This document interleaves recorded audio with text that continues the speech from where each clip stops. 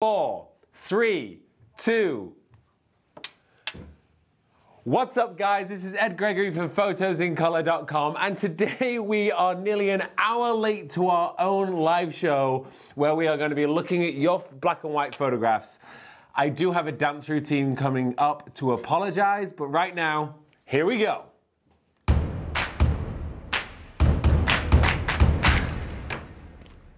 So before I actually do my dance routine or anything, could somebody please write in the chat next to us, do we have audio? Am I synced at all? And can you see me? Rosie's going to be checking in on that. So in the meantime, I'm going to hope that you can actually hear me and that it is synced. I'm going to explain a few things. The reason why we're late is this. I updated my computer and we use Wirecast to stream, and unfortunately Wirecast is not supported on the new Apple software. So completely everything broke, so I had to learn a brand new piece of software to actually stream. So, do we have audio, Rosie?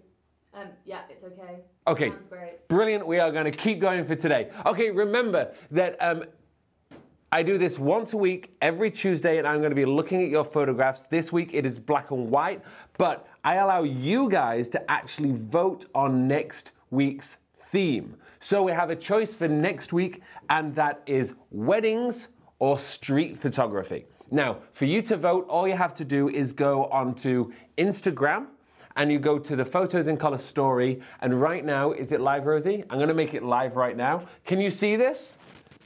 Zoom in on this one, Ray? There you go, so this is going to be the post, and there is 2 photos. You can select either wedding or street, and at the end of this show, we'll say what the theme is gonna be, so I'm gonna post that right now.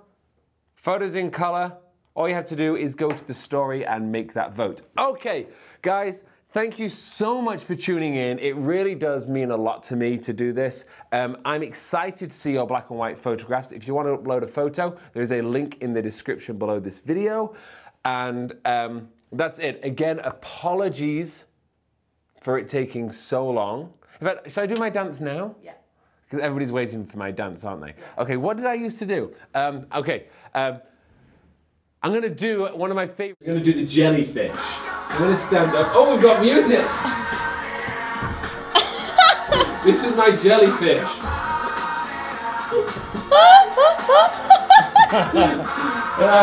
Okay, thank you so much. So we're actually, that was the Backstreet Boys, and that was pretty good. As I actually went to see the Backstreet Boys, I got a VIP invite, and we hung out with them backstage. And the Backstreet Boys, really cool guys. So that was cool. That was my dance, guys. Now we're gonna get on and look at your photographs. So let's jump over into Lightroom, and let's take a look. Clearly, you guys know what you're doing when you look at black and white, because we have some wonderful images here. Okay, so this first photograph was sent in by Abhishek Bardia. Now, remember, guys, I'm not very good at pronouncing your names. So what do I think about this photo? I think this is a beautiful image. Beautifully captured in black and white. My guess is there was a bright blue sky beforehand. It's wonderful, great composition. You've got the bridge going out onto the horizon. We've got the far distance of the bridge. It's coming out of sight. The sun is going through the cables of the bridge. I think this is a really, really great image. The one thing, if I was going to change anything on this, would have be to go to a really slow shutter speed, which would have allowed the water, maybe it's the ocean or a river, to be completely smooth. That would be the only difference I would do, but really, really great work. Okay, let's keep going. This is from Gemma Woodhouse. Gemma Woodhouse? Are you in the UK? I went to school with somebody called Gemma Woodhouse. Did you go to Tupton Hall School? If you did, hey, how you doing? See if that comes up in the comments. Okay. My shirt. A moment ago, if you would have seen before I went live, I was sitting here complete without any top on, sweating, trying to get everything done. Anyway, let's look at this. A great photograph. It's in a shopping center. It's not the most incredible of locations. However, the subject matter, we've got a really nice bench. We've got a child sitting on the very far side. They're using their cell phone. I personally think the composition of this image is great. I would say though, if I was to, let's see if we can go into develop module of this. I would want to add in a little bit of contrast to this and pull down the blacks. That's what just to bring it alive. If you look at the before and the after, just to kind of make that pop that little bit more. But a really nice, well-composed image. Okay, so this here, what an image. Let's look who has done this. From Yvonne Matthew. Oh, you tune in every week, so welcome back. It's great to hear from you. You've done a fantastic job here. Multiple things are going on. First of all, your toning of black and white is fantastic. The composition on a really wide angle lens here, I'm going to say that's got to be around, I don't know, 16 mil, maybe 24 mil on the lens there. Let's see if we can actually have a look at that. Let's see if we have any metadata on this. Nope, we do not. Please include the metadata so I can actually tell people what this was shot on. Either way, wonderful photo. Let's have a quick look at some of my thoughts here. The first thing is the toning of the sky. So you pulled the blues down when you edited in black and white. So that's really made that sky come to life. You've managed to get an aeroplane going straight between those two buildings. And the composition of the angles of the building, it's just perfect. It's really, really great. If I was to be pushing this somewhere else, I'd have brought the sky down even more, and maybe even if I wanted to be a little bit more complex with it, taking out the buildings on each side so it would have been perfectly symmetrical. But overall, what a fantastic image. Really, really great work. Let's keep moving. Okay, great. Look at this. This is a portrait taken with a ring flash. We can see that for two reasons. Reason number one, you can actually see the flash easily in the eyes, but also you can see nice hot spot in the middle of the face, and it slowly goes away into shadow. Nice shallow depth of field. I think you've done a really, really great job with this photo. Personally, I'm not a fan of a ring flash. I think it can make people look a little strange in their eyes. A way to get around that is, if you do use a ring flash, you can just edit the pupils. So if we sit in the develop module here, I can, for example, go to the brush module, and let's just take the exposure way, way, way down. We're gonna zoom in here, and let's take the size of this down. I'm not sure if we're gonna be able to make this work, but basically you can make it look like a catch light. So basically you'd take out, oh, I don't know if we can get rid of all of that at all. But what you want to do is take out half of that. So now when you look at, actually now she's got a bit of a catch light. I would probably actually put the catch light at the top.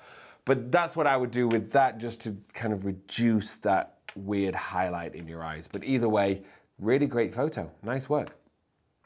Moving on, this is from Kevin Friel. Hey Kevin, welcome back. You tune in every week. Great photo. Really nice contrast. I love the highlights back here. I love the nice dark section at the front. This is something that I've spoken about a few times though, and that is adding a vignette that actually goes over part of the subject. Maybe this was a vignette, maybe this was using a graduated filter, but what's happened is you've made the bottom section here dark, but the pier on the side, you've also made this section here go dark as well, which is something that, it looks fine, but I would want to bring the highlights back on that a little bit. Let's keep going. Ooh, look at this from Mike Dixon. My guess is he's a magician, he's holding those cards and is making them nice and magic, which I really like. My guess is there's some composition here, or maybe he's just thrown these cards and he's managed to land them and he's got a smoke machine. I think this is really, really great. One thing that I may have done with this is focus on the subject being the guy behind and allow the cards to be a little bit out of focus. But either way, I think this is a really nice photo, so great work. And maybe, you know what I would do is probably just lift the whites a little bit. So if I take the highlights and just lift this up, what you're gonna see there is it just brings those cards to life that little bit. So nice work. Let's do a couple more photographs and then, do we have any questions, Rosie? So we've got a first super chat. Ooh, we have a super chat. Yes. Okay, let me go in and we're going to do 2 more reviews, then we're going to do a super chat. I've never had one of those. Beautiful photograph here. This was by Rina Lucha. Really, really nice. I love this, the shadows coming down here. The sun is obviously setting ahead of them, which is why we've got this long shadow and the footprints in the sand. I think it's really great. The one challenge with this is I'm not sure if it was added later or if it was genuinely the sunset, but this sun flare is a little too heavy for me. We've almost got rid of the subject. But outside of that, I think conceptually it's a really great image and a wonderful job of black and white as well. Okay, let's keep going. So nice work, Rina Lucha.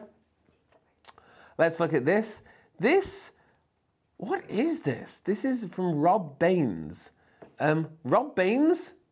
I went to somebody at my high school was called Rob Baines. Robert Baines. He was a redhead. He was a really nice guy. Rob, if this is you, how are you doing? It seems like everyone from my school is tuning in. Or maybe they're just shared names. This is Blackpool Tower. I think so, yeah. This is Blackpool Tower. It looks awesome. What a great image. I like the moody sky. What I would say is we need to do a little bit of fixing on, if you're going to use a tower or something like this, you'd want the tower to be straight and the buildings to be kind of off. I think I went a little bit too far with that actually, but somewhere like this. There you go, that looks a little better. Great work with the black and white. I might want to lift the shadows a little bit on this one, but if you ever lift the shadows on a black and white image like so, you would want to pull down the blacks because you still want the blacks to be black. So let's look at the before and the after. You see what I've done there is bringing up the shadows has brought out the detail, bringing down the blacks has kept the contrast. So Rob Baines, really, really great photo. Let's move on to some questions. So in this section, basically what happens is you are able to ask me any question at all, usually on subject of black and white, and I will answer them for you live in this show. However, what we're going to do right now is we're going to go to a super chat. That is because we have one, right? Yeah. I don't even really know what a super chat is, but it's pretty good. I know that much. So let's jump onto a super chat. Okay, so it's from Sir Daniel Cooper. Sir Daniel Cooper? It says, great work. How can you get more contrast in cameras? Ooh, okay, so super chat. Sir Daniel Cooper, are you an actual sir? That's my main question there. Are you a sir? What was the question? How do you get more contrast? Yes.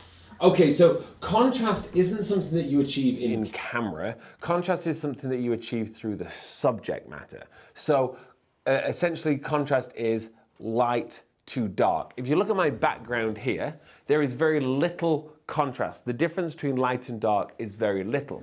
Whereas if I was to hold up my hand here, you can see that my hand is very white against the gray behind. So the contrast is a lot higher. So if you want to increase your contrast, that's more to do with how you capture your subject. And then what you can do is inside Lightroom or Photoshop or whatever you edit, you can boost the contrast. So remember, contrast is your difference between the highlights and the shadows. In fact, let me just pick any old photograph. Let's come into the next one that I'm going to review. This is actually a pretty high contrast image. So let's look at this. We'll bring it up for you. And if I reduce contrast, if you look what happens, the whites and the blacks get closer together. And we can do that with a histogram here. If I was to pull in the histogram, pull in the blacks and pull in the whites, what we get is I don't know if you can see this on the screen, but we've reduced contrast, meaning everything lives inside the grays. Whereas if I increase contrast by taking the blacks to the black side, like even darker, and the whites even whiter, what happens is the whites are whiter, the darks are darker, and we increase contrast. And when doing black and white photography, that is really, really important. Okay, let's come back to me for a second, Ray. So one thing that I do is I am always sitting here during the show and I'm looking at your photographs and I'm critiquing them, telling you my thoughts, what was good, what was bad, what I think we could do better. However, I think that you guys should have that opportunity to do to me. So again, if you hop over to Instagram, and this time if we look at the photos in color profile, have we posted it? Yeah. We've just posted one of my black and white photographs that I took a few years ago out in the Bahamas of a model and dancer performer. She's amazing, Lauren. And it's a black and white photograph of her. So please go on and tell me what your thoughts are of that and give me critiques, because I listen and see what people actually think. Okay, let's jump back in and let's do some more viewing of photos. We've got loads this week. So let's actually look at this photograph that I just looked at. Roy Waters, or Roy Malloy. I think that's what your Instagram is. What a great photo. So this is, I mean, it's a party. I don't know where it is, but it's got these beautiful beams of light coming in. I don't know if there was actual smoke in the room or this is just how it was with some dust in the air. What a fantastically captured image. And let me just come back in here. Let me reset, because I did some weird editing on this. Reset it to what you actually did. And I can't fault the edit on here. This is a perfectly done black and white image. Blacks are black, the whites are white, lots of interest. The composition is focused, shooting across the people. You've got the guy down here. He's just having a great time at the front, having a good dance. So really, really great work, Roy. I love it. Okay, so let's look at this. This is a girl wearing a tiara, a nice black and white photograph. I like that we've got a bit of the key light is on the left-hand side of the image. And then we also have another light on the other side. I don't know if that was a reflector or if it was just ambient light in the room. Really nice image, but what I think is missing here is a little bit of contrast. So I'd want to do that. Maybe let's lift up the shadows again like I did before, pull down the blacks. Okay, so something a little bit like this, and maybe even just lift the overall exposure of this. Okay, so this is what it did look like. It's a little gray for me. Now she pops out of that screen and looks really great. I like the composition. As she's wearing a tiara and we wanted to get that, I would want a little bit more. Her eyes are basically directly across the middle of the screen. So I would want a little bit more below her on the composition. So that's pull out a little bit wider. But from Terry Fears, really, really great work. Nice. Let's keep looking at this. Okay, from Vinay Pawar. So again, this is a great high contrast image. Really like the subject. I love it that that sky is completely blown out. Beautiful, beautiful work on that. I like the way that there's a pigeon in the air. That really takes some focus. And why does the pigeon work? That's because we've got the pigeon living in negative space. So let's talk about negative space a little bit. The great thing about negative space is what you want to do is create some area in an image where there isn't very much and then put something there. In advertisement and marketing, if you're doing commercial work like that, often it's a great idea to add negative space to a photograph because that's where copy, where text or logos can go.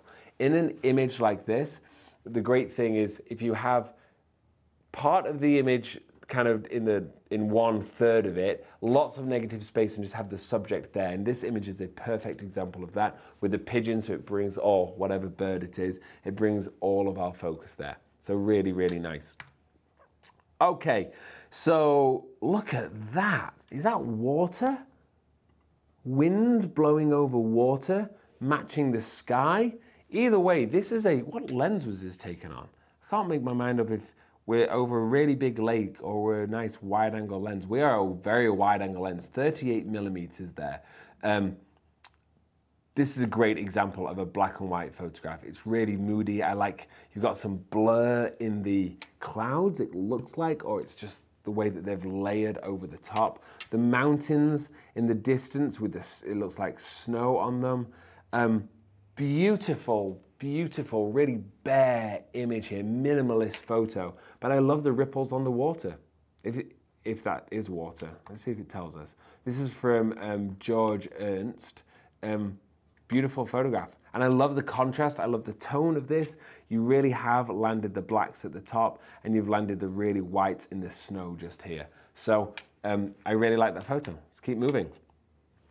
Another great black and white photo. You guys are awesome at black and white photography. Really, really awesome at this. So let's jump on and keep looking at this. I like the black and white. The sky is nice and low in contrast. The boats in the foreground look really sharp. This is a great photo. I like everything about it. Maybe you could have gone a little bit wider to get a little bit more of this. It's kind of a pier, but it's probably a bank which turns it into a port area. But either way, very well taken photograph. Eddie C, really, really good work. Let's do one more before we move on to our next segment. This is a cat playing in some flip-flops. A little bit of a snapshot, we're looking down. I think that this is less about the photo and more about the subject, and more about the experience that somebody playing with the cat is having. I don't know that black and white does anything for this against what it would be as a color, but it's a nice image. Something like this, I would definitely say, kick up the contrast to show off that image. Let's move on one more. Wow, look at that Breitling. I wonder if this is a sponsorship for the Breitling watches. In fact, I've got a feeling that that text has been added in post-production. I don't think that that's real. It's kind of hanging off the edge of the planes. So there you go. As a quick look, it looks really, really nice. Maybe Breitling sent this in to get some free advertisement from us. Who knows? If you did, great work. I actually think if you got rid of the text on the bottom of that, the image would be just as strong. The formation's perfect. Let's see if we can rotate it and see what happens if it's coming in a different direction.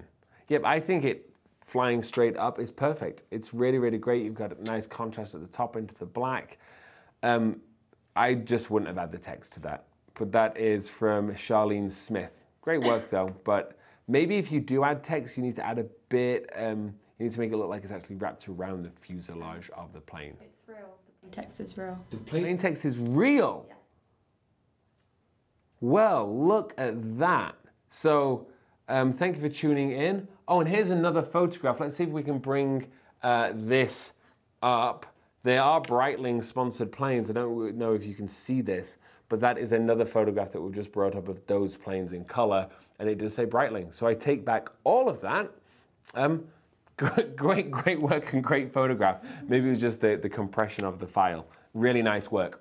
Okay, I'm looking up here. What we're gonna do now is move on to something that I'm gonna add to my live shows, which is my way to show you some thoughts of some professional photographers out there that shoot in whichever style we're looking at. So I'm gonna come over here, and I'm using this website called Behance. And I've got two photographers that I've selected on here that I think have wonderful, wonderful work. This guy here is called Rupert van der Velde. And what he does is he creates these images. And if we look onto this, and I click onto these images, and he is able to capture images, and he uses formations and geometry to really help with his black and white photography. This kind of goes back to the super chat that we got from, who is it from? The super chat? Oh, Sir Daniel Cooper. Sir Daniel Cooper. He says he is a sir. Oh, and he is a sir apparently. Well, we have a sir reaching us this week. You're asking about contrast. Well, this photographer here, look at all of these images. If we come to my screen, you can see the contrast here, the dark and the light side of the building. And you've got the man walking down here in the sunshine towards some shadow. This is perfect black and white photography and using contrast in every single image that he takes. If you have a moment, I would definitely look up this photographer. I don't know these people, by the way. This is me that I've searched for great black and white photographers that I've followed over the years or I like their work. So you can see this guy, Rupert van der Velde, is very talented in his black and white photography. He has a number of projects on here. And then there's one other photographer that I want to talk about. Now, his name is Dennis Ramos, or Dennis Ramos. And he does these, it looks like these long exposures to capture buildings. And if we look at some of these buildings, they are just stunning. So what he does, I don't know if he crops the sky out and then replaces the sky with this very simple gradient, but it brings in some, I mean, this one here I think is in Chicago, and this is in New York, a very famous building. But if we go through and look at all of these buildings, he has done a really, really wonderful job at capturing in black and white these images. And again, his name is Dennis Ramos. Go to Behance.net, that's owned by Adobe actually, and you can search for all of these people and get inspired, which is really, really great. Okay, so now we've done that section, let's come back and do some more critiquing of your work. This is a photograph from Pranesh Patil. Really beautiful. Look how big this statue is. We have 3 people standing on this. I'm guessing this is Buddha, but wow. I mean, the size of this is amazing. The scale, it's shown really well. I really like it as an image. It's quite fantastic, actually. So it's good work. Let's keep going. Okay, so this is from Christian Murray. This is, my guess, it's either an HDR image or it's been tone mapped. Either way, for my, what I like, I think you've gone too far. I think you've pushed this too much. You've added way too much detail in this. The rocks look too grainy. The sky is too intense to the point that I don't know where to look. There isn't any focus on this image, which for some people might be exactly what you're looking for. For me, it's just pushed that little bit too far. As for your black and white toning though, I think you've done a really good job there. You've got your whites and your blacks, strong contrast. So that's really, really nice. Let's keep going. Okay, this is from Swapnil Tiwari. I'm not sure where this was taken, but it's obviously a city which is on the edge of water. I like it's a little bit gray for me. I would definitely want to bring down the blacks, maybe lift those shadows or the highlights just, there you go. So now if we look at the difference here, it's just brought this image to life a little bit. It was shot at f1.8, you can see up here. For a photo like this, I would personally have gone for an f8 to ensure everything was in focus. But to be honest with you, you're probably far enough away that it doesn't make that much of a difference. He's asked a question as well. Who has? This person? This person, yeah. Okay, cool. So, Swapnil, you have asked a question apparently, so let's come to you and let's see what this is. Now, this week as well, we have Rosie on camera. Here she is. So, we're going to try and improve this and get different cameras and everything. But please say hey to Rosie. She's doing a wonderful job here. So, let's keep going. He's asking how to reduce 254 shades of grey between black and white to only say 16 tones of grey using LR or Photoshop. And he says, thank you, Ed.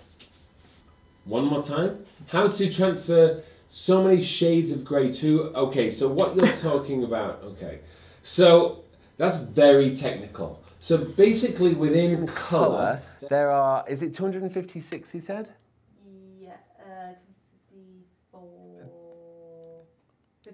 254 shades of grey. So my guess is what's happening is if you've got all of these shades, a little bit like the gradient in the background here, from the white to the black, if you were to split that up into 254 shades, what he's asking is how can you make that 16 shades? And what's going to happen is you're reducing quality, so you're going to end up with banding or you're going to end up with lots of lines. That's a very technical and hard question to kind of answer.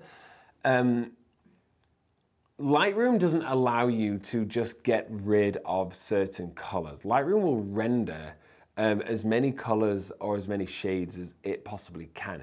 I believe it's a It's a 16-bit editor, and then it exports as JPEGs, which is a lower bit rate. But that means that you get thousands of shades of everything. So I'm not entirely sure why you want to reduce it to 16 independent shades.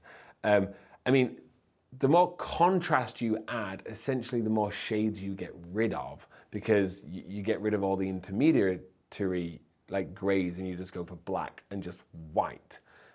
So increasing contrast probably would do that, would be my answer. Very specific there on why you'd want to do that. I'm not entirely sure, but you know, I'm sure there are reasons. Let's keep going because we've got some great images today. Alan Chown, what a wonderful, this fits perfectly into capturing somebody who's obviously doing something. I wish I knew what he was actually doing, but this is a great example of black and white photography and how it shows up, all of those wrinkles in the face. It tells a real story. Look at the contrast in the hair. Fantastic. A little bit of tone mapping maybe, but what I'm going to say has been done here is that they have done what I did before, lifted the shadows, then pull back the blacks. Now I don't want to do that more like I just have done because they've already done it, but that's basically what's happened in a great technique in black and white photography. So really, really great work there from Alan Chown. I love it. Chown.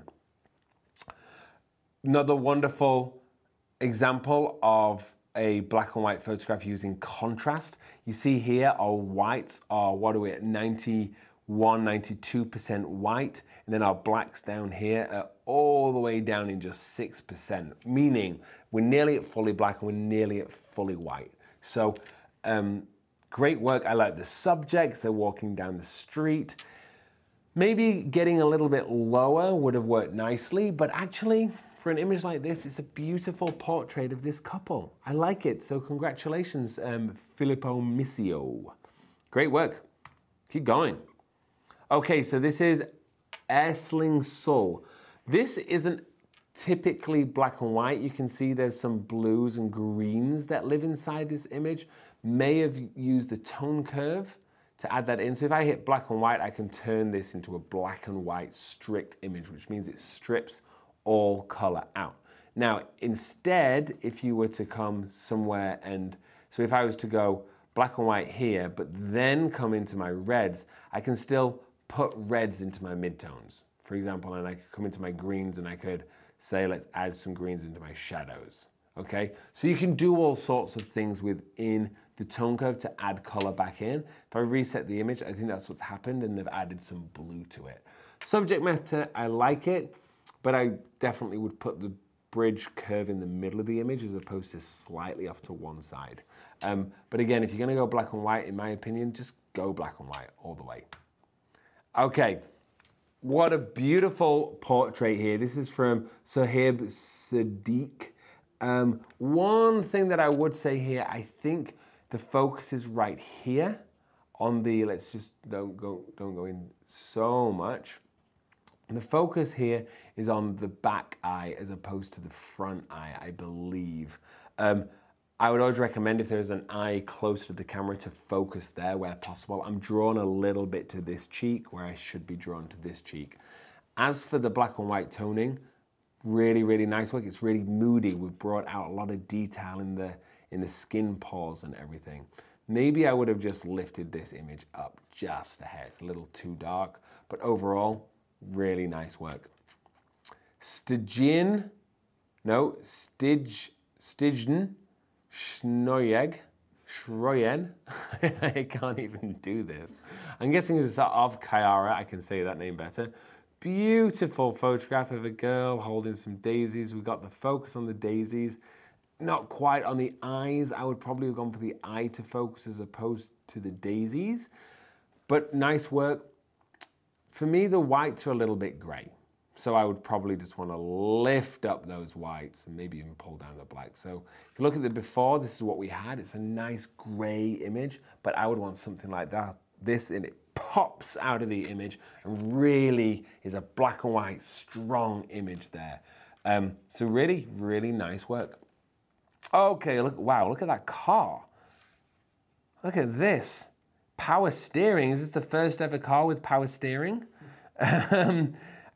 Beautiful. This is from Patrick Beniveld. What I like about this image is it's clearly, the subject matter would have probably lived in the era that black and white photography was prominent, or even maybe color wasn't invented yet.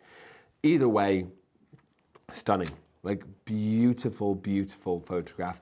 I wish we hadn't cut the wheels off on the sides here, but maybe you couldn't get close enough. Or maybe you could have switched it up slightly and actually gone a little bit more dynamic for an image like this and just focused way in there on something like this. But a great example of black and white photography. If you're shooting cars, get lower. It gives the car more power. So if you got lower underneath it, shooting up, it would have given the car a hero shot, which is, you know, a great way of doing it. Okay, let's come back to me for a moment, because we are going to go for another question or two.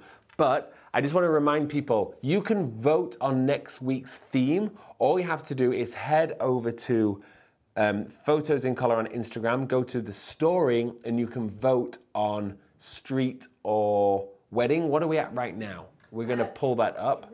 Street is winning at the moment. Let's see what we are on. And also, if you want to critique my black and white photograph, we've just uploaded it to Instagram, so you can go on and tell me your thoughts on my photos. What are we on? Street, 76%. 76% for street photography is currently winning. So if you want wedding photography, then vote wedding photography. Let's see if we can bring that up. There we go. That's what's currently happening. Okay, I'm going to come back in to, we're going to do that now? Okay, we're going to talk about something.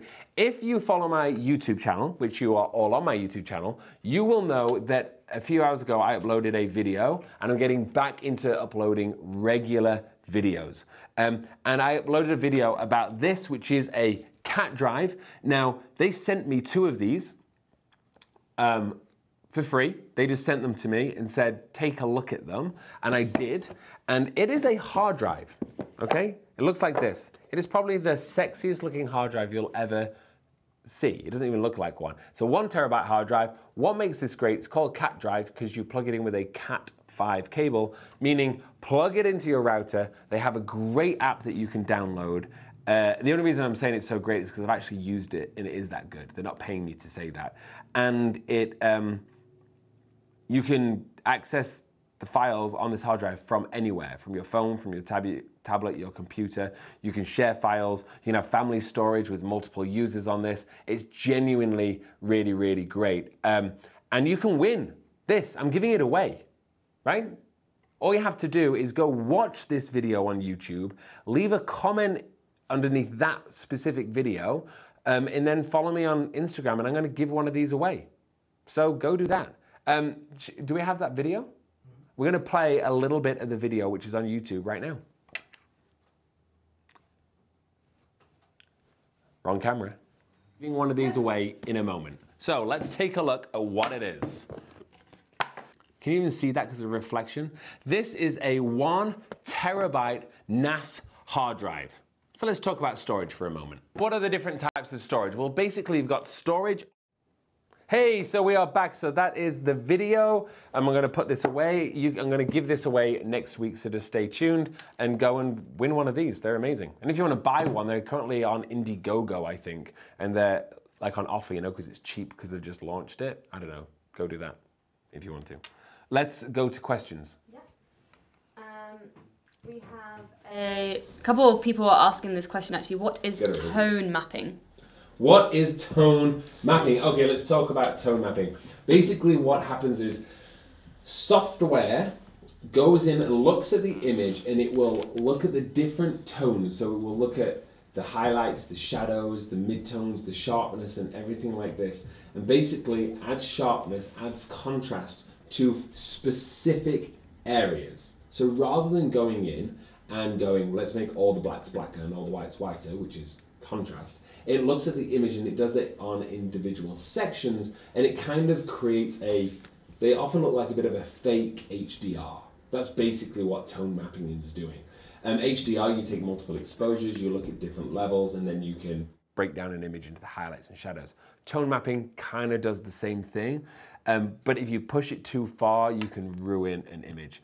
Tone mapping is also great for adding detail because it pulls out the details by looking at contrast. If you do use tone mapping, then be very careful with it because you might go too far, just like people do with HDRs. Okay, let's jump over and ask some more. Do we have another question? Yes. Someone was asking, when you turn a photo into black and white, how easy is that? And also, can you tell the difference that in Lightroom that you've turned it into black and white? Okay, great. So, how do you turn an image into black and white, and can you tell when it's been turned into black and white? Two things there. First of all, to turn it black and white, you have multiple ways of doing that, and I'll actually show you that in a moment. But Lightroom has a black and white button, and all that does is it strips out all of the color information. But what Lightroom allows you to do, and this is the power of digital editing, is you can still edit the color elements while in black and white. And in fact, I'm gonna go do that in a moment to show you how that kind of works. So that's the first thing, is it's very easy in Lightroom. And can you tell?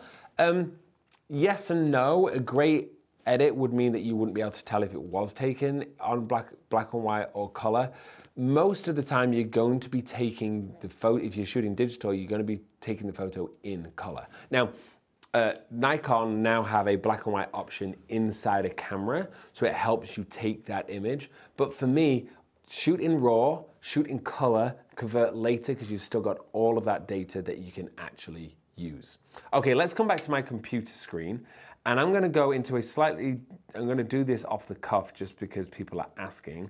I have this thing called PIC community edits where people can basically upload raw photos.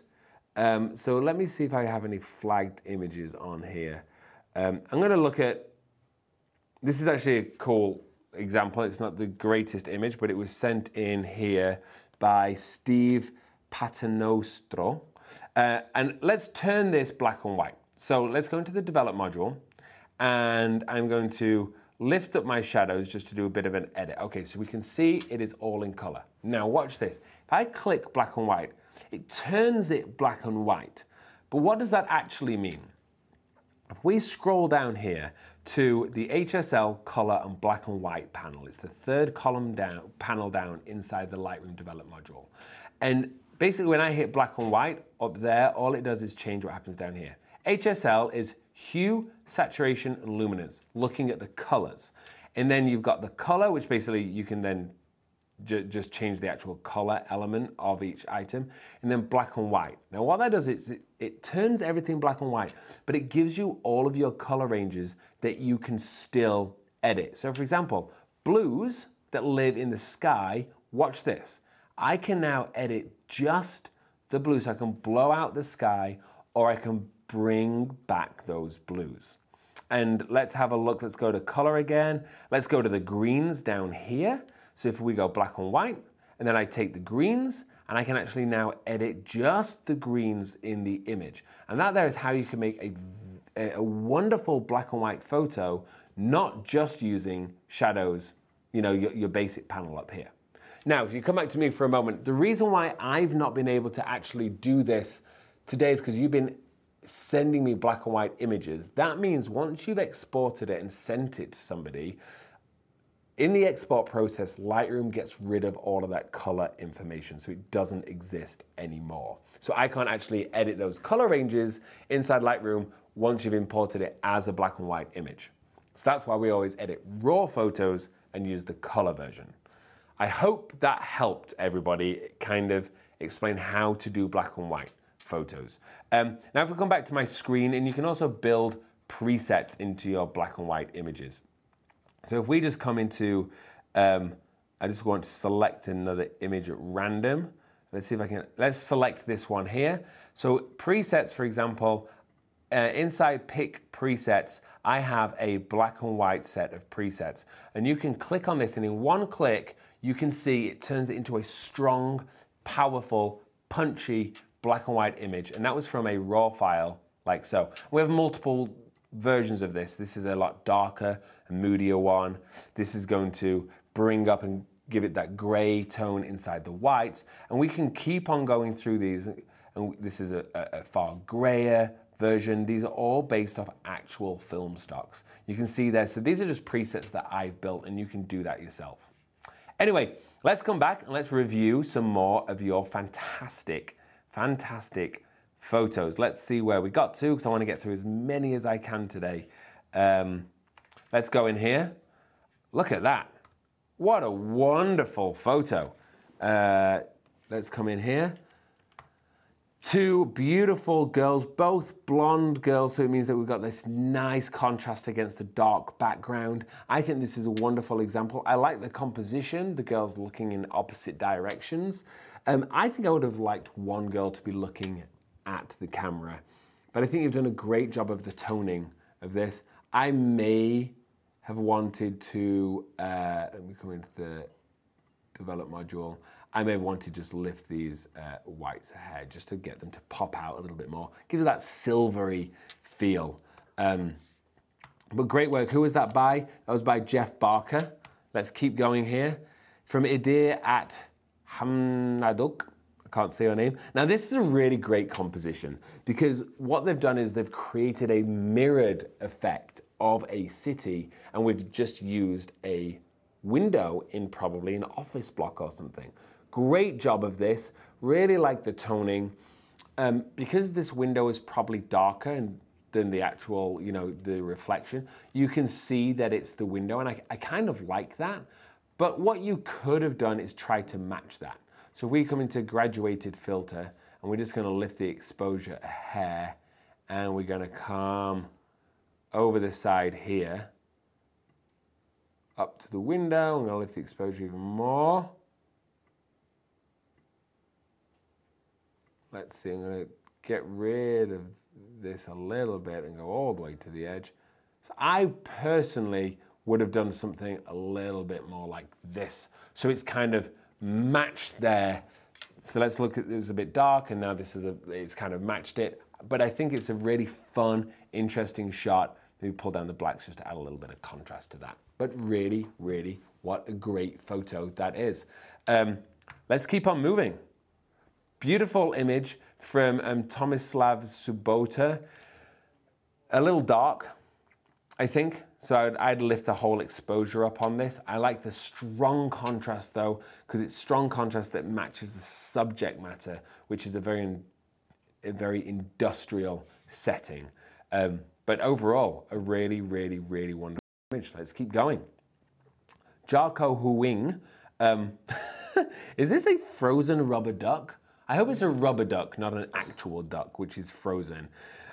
Fun subject matter. I like the dark around the ice, around the outside. For this one though, would probably lift, probably the whites, add a little contrast.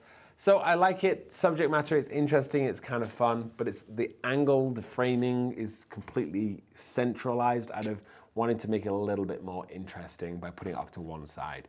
Maybe the rule of thirds would have worked well. Oh, that's Kentucky Fried Chicken. Oh, is that because Kentucky's really cold? No, that's KFC.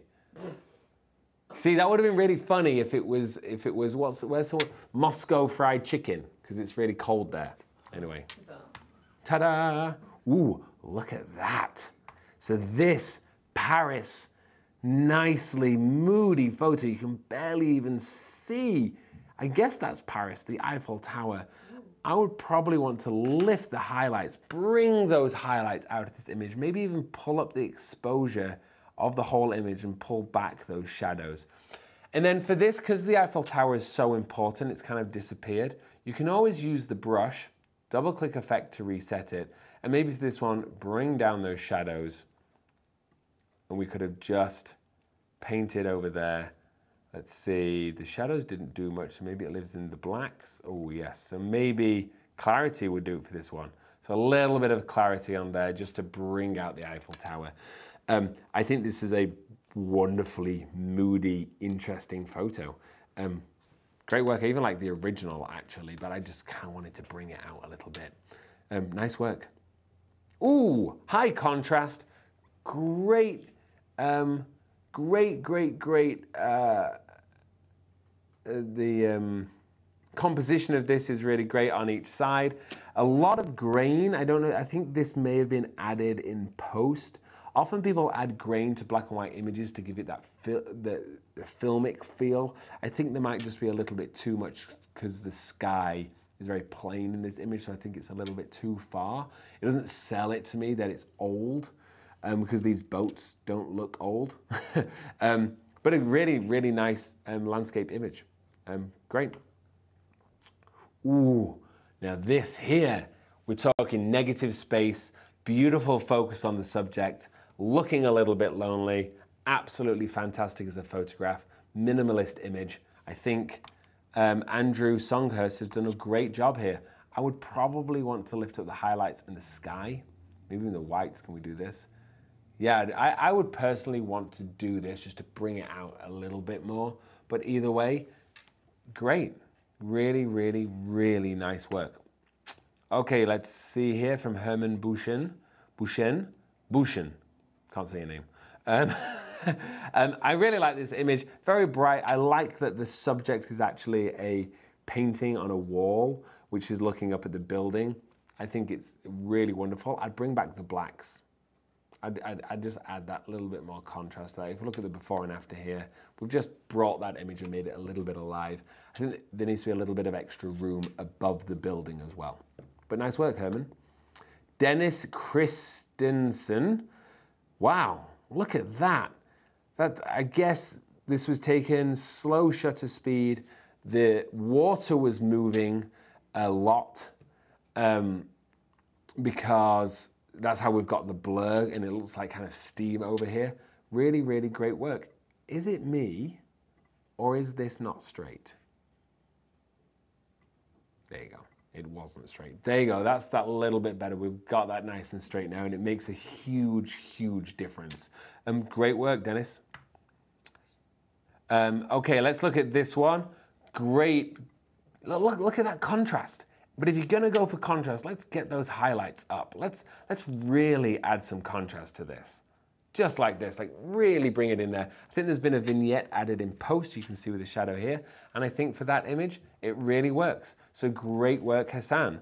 Okay, more questions? Yes. We are going to questions. Someone just recently asked about your presets. Are you still selling them? Can people still buy them? Great.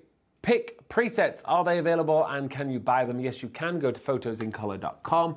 On the homepage, you'll see PIC presets. You can always download a test preset, just one of them that I'm offering there. I spent years making these presets. These are not something that I just quickly made and I'm trying to sell. I use these for my edits every single day. My production company, my team here, when we go out on photo shoots, we use these presets all the time. There's everything from vintage films, contemporary films, studio films, ones that are perfect for daylight settings and landscapes. There's ones that are more artistic. There's great black and white ones. I spent a lot of time, and the main thing that it comes with is PIC presets comes with the PIC preset system. And what that is, I broke down all of those panels on the side and they all work independently. So you can select a preset and then you can just go through and you can change, say, the tone curve, and there's over 100 different tone curves. Or you could do your own edit on an image and then be like, I'm just gonna try that tone curve, and click through and there's over 100 different tone curves. And you can go through all of those things. Are they still available? Yes, they are. Sign up to the email, and every now and then I send offers. In fact, I'm going to do an offer for Black Friday. So go type in the email and I'll actually do a special offer for you guys. Michael Tapp is asking, can we talk about cropping? Ooh, Michael Tapp, let's talk about cropping. Let's talk about it. What have you got to say? Wait. I'm joking. So let's talk about cropping. So everybody should go and learn the rule of thirds, for starters. Not because you should always be following the rule of thirds, but you should know about the rule of thirds so you can choose to break them. So let's talk about cropping for a moment. Let's cut to the other camera array. Let's go close for me. Okay, so for example, talk about cropping on a person. If I was here, I'm too high on the screen, bad crop. If I'm down here, too much headspace, kind of a bad crop. If I am sitting over here, looking this way, looking out of the frame, kind of an awkward bad crop, in my opinion. If I'm here looking across the screen, now this is going to be a great crop. Okay, so let's talk about why did I just say all of those things? Cropping allows you to tell a story. You allow into the frame what you want people to see, and you get to direct someone's focus into a certain part of an image. For example, if you wanted to take a photograph, we had that pigeon photo earlier. If you just zoomed in and took a photo of the pigeon, it may have been a pretty boring photo. But by cropping the image, so zooming out and not cropping that building out, what that allowed was the building acted as a border to create negative space to give space for the bird. So cropping is about storytelling, and never be afraid to crop. And try lots of crops. When I make, for example, if I do a portrait of somebody, I don't always go 10 by 8, let's just cut here at the shoulders. I'm gonna crop in here and see if I can get just a quarter of the face, see what that looks like. I'm gonna make it skew. I'm going to zoom all the way in and cut out the ears, so it's super tight. And I'm gonna zoom out and I'm gonna see what I can get there. So don't be afraid to use the cropping tool inside Lightroom to really change what your image does. Now, one final thought about cropping is this. It depends on what camera you are using for how much you can crop. If you have massive amounts of data, so huge megapixels, and a file which is, say, 8,000 pixels wide, you can crop a lot more if you're only going to post to Instagram, for example. Whereas if you have a camera which is only 8 megapixels and the files are only 2,000 pixels across, you can't really crop in as much. So that's definitely something to take into consideration. Okay, let's move on because I want to get through more of your photographs. Massimo Cavalieri. Oh, what a great name. Cavalieri Doro. Even better, look at that. I'm going to say this is another kind of tone mapped image, or you've used a lot of clarity and sharpness. One way of seeing this is you can see that around the trees back here, there's little tiny highlights between the trees showing probably the use of too much clarity. There's also some blue in this image. This isn't a true black and white photo. Did you see the difference there? Now it's true black and white. And really nice photograph.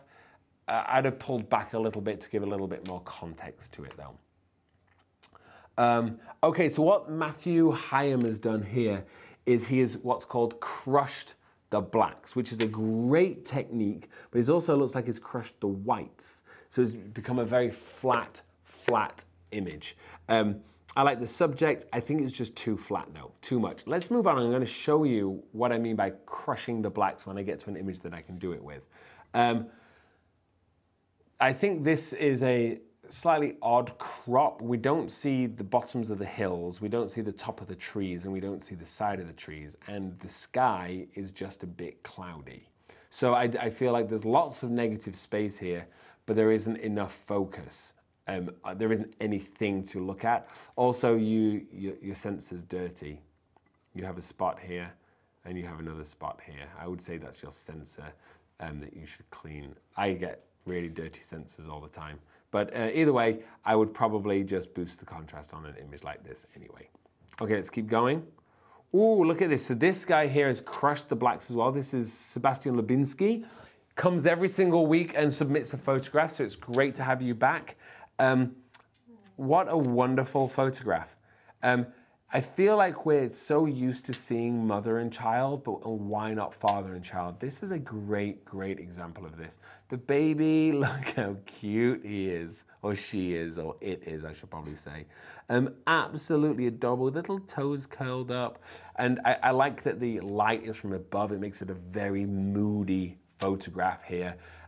Really nice. Let me talk a little bit about crushing the blacks, because I can give an example here. If I take the blacks down and I make blacks true black in this image, this is probably where the image originally looked like. But if I come down here to the tone curve and I live inside RGB down here, and if I just click in the middle, then just lift up the end, you can see what it's doing is crushing those blacks, meaning black never reaches black. Instead, it reaches a form of gray. And I can do the same thing with the white. So let's boost these highlights to make the whites really white. And if now I crush the whites, what you're going to see is the whites are no longer white, they live inside gray. Now, I wouldn't have done that with this photo. But that was just a good example of what crushing the blacks is, and it's used a lot in black and white photography. Here we go, let's keep going on this. Where are we at here? Where do we get to? I've lost us. Here we go, keep going. Michael Tapp says that Dirty Censor should be the name of your next photo book. Oh, you dirty censor. Let's keep on going here. For some reason, I'm not able to scroll. Okay, I'm going to do it this way. What do we have here? Wow, we've got a black and white zebra. So many. Okay, I'm going to bust through these fast because I can see lots of really great images coming in, and we haven't got very long left. Like this, I would add on. Where did I get to? Oh, I missed this one. So this is a great high contrast black and white image. I like the subject. Done really well. Well done, Chris S. Let's keep going. In fact, let me come out of this, and I'm going to go through because we've got a few minutes left, and I want to see if I can pull out a few interesting images here. Ooh, this person here uploaded this color originally in color, and they've finally gone back and changed it to black and white. Again, there's a little bit of red that lives inside this image. Nice photo though. Look, let's have a look at this one. Ooh, look at this. You've got the motion of the hair. I don't know if that's a light behind it or if it's the sun or what, but this is wonderfully captured. Nice contrast, beautiful subject matter, and captured perfectly. So really great work, Eric Prusco. I think that's how I'd say your name. I don't know if it's how you'd say your name, but I've gone for it. This image, I wanted to bring this up. Look at this. This is something that should be full of blues and different colors under the ocean. Make it black and white, and it really brings in the focus to the subject. A girl looks like she's snorkeling. She's diving into the water. You can see the rocks in the background.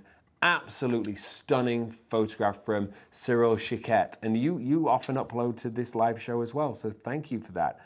Let's keep on looking through here. Let me bring up this photo, because this was black and white, and she's also got black and white makeup on, which I think is an interesting concept. For this photograph here, I think what's happened though is we need more contrast.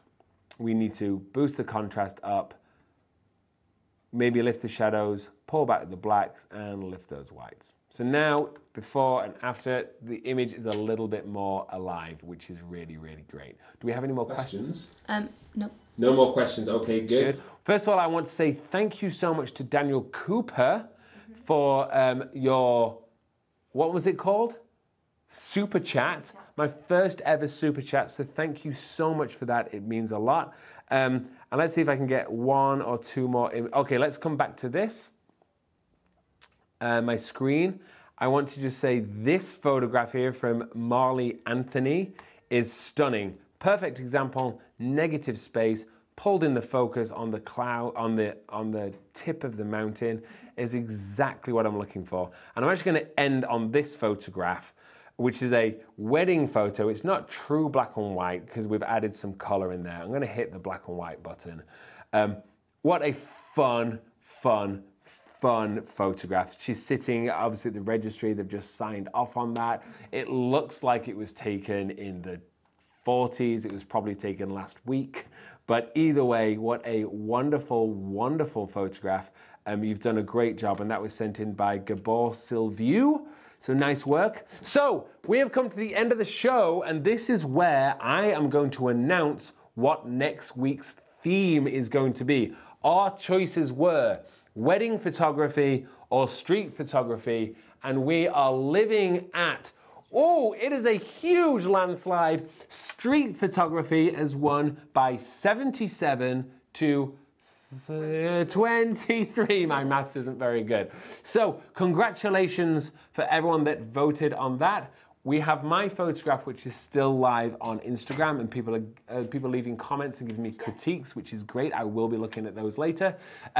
This is the end of the show. I want to give a shout out. Rosie's just given me a sign that says new baby. It's not my baby. It's for, who is it? My cousin's baby. For Rosie's cousin's baby. Rosie, give a shout out. Oh, well, my family are watching, and I have a new baby cousin that is arriving tomorrow, And we're also excited, and I can't wait to meet them. John Paul. John Paul. Here we go. Woo, woo. Thank you so much. That's a shout out to John Paul and the new Love you, baby. family. That is it. Photos in color. We are done for this week. Please tune in next week when we'll try and be on time. We try every single week, but we seem to fail. I'm going to dance on the way out because I messed up and I promised that I would. Thanks so much for watching. This was PIC Live from photosincolor.com. Remember, you can win a cat drive. This hard drive here, 1 terabyte, amazing piece of kit. All you have to do is go and watch that other video and leave me a comment and follow me on Instagram. That is all. Thanks so much for watching. Photosincolor.com. Theme tune. Do-do-do-do-do-do. Woohoo! I'm spinning. I'm doing the spin.